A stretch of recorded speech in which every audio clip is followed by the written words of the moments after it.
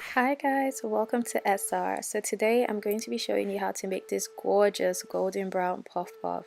If you like this recipe guys, please don't forget to like, share and definitely subscribe. So here are the list of ingredients you're going to need. You're going to need some all-purpose flour, some sugar, salt, nutmeg and some active dry yeast. Here I'm going in and I'm putting my flour into a deep bowl and I'm using about 400 grams of flour. I'm just popping it into the bowl and I'm making sure that it's not going in too lumpy. Then I'm going to be going in with about 130 grams of caster sugar.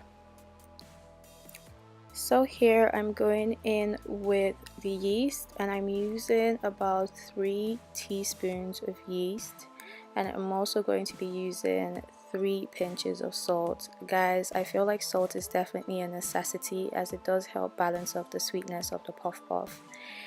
Here I'm also going in with some nutmeg and I use about 1 teaspoon of nutmeg. And I'm going to whisk all of this together because I want it to be nice, fluffy and airy.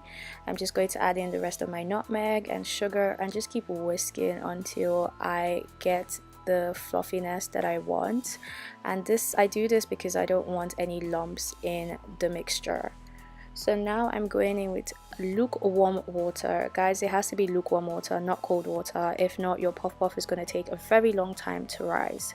So I use about 1.5 cups of water and I just keep adding bit by bit and just blending or mixing the mixture together until I get the consistency that I'm looking for, which is a little bit runny, not too thick and not too runny. As you can see, I just keep adding in water and just keep mixing and mixing and mixing.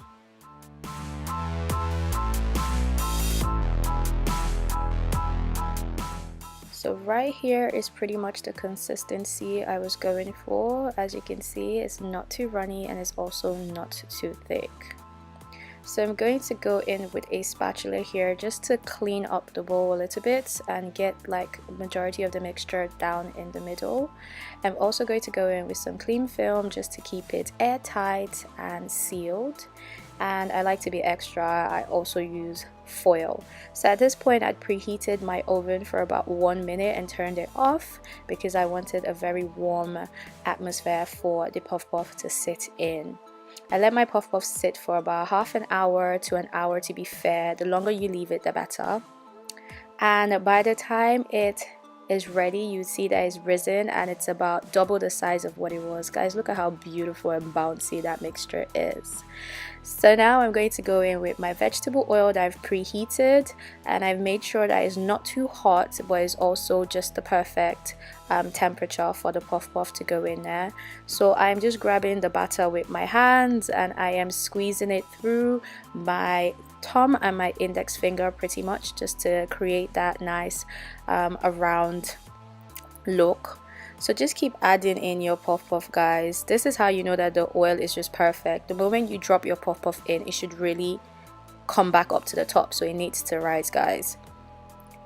Just keep adding your batter in and turn your puff puff around until you know one side is golden brown. Turn it over to the other side. That way you know that it's cooking perfectly. Please guys, make sure that your oil is at the appropriate temperature, is not too hot. If not, your puff puff is pretty much just going to burn on the outside and not to be cooked on the inside. So here I just keep stirring and stirring and stirring, and when I feel like I have the perfect color that I'm looking for and a puff puff is ready, I go ahead and take it out. One tip I would say for you guys is to take out your puff puff when it's a little bit, you know, not at the color that you want it to be, because puff puff does oxidize after it cools down.